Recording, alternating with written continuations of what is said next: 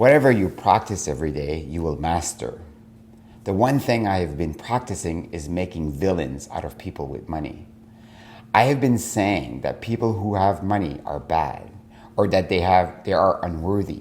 They cheat, they manipulate, and they are not deserving. I practice every time I have a reaction to one of them. The brain then believes that I want to be unworthy because that is what I'm practicing.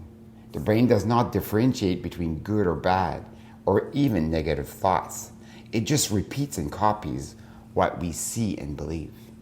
Every time you practice, you reinforce the message that this is what you want to become. You then spend money to make yourself unworthy of money. To change your relationship with money, you need to change your practice, the way you see people with money. You need to see them neither as good or bad, but as is. Or as a first step, stay uncomfortable with your judgment until you see something good about the person you have been making the villain. As a personal discovery, there is a local company here in my hometown, and they own most of our province. They have been the villain in my head. I've been making them bad. Until one day I decided to say, I'm going to deep dive into who they are.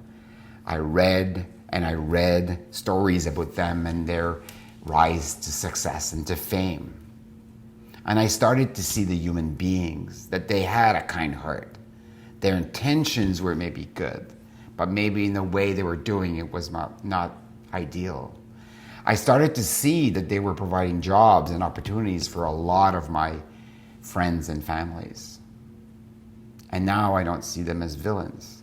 I don't see them as bad or good. I just see them as human beings.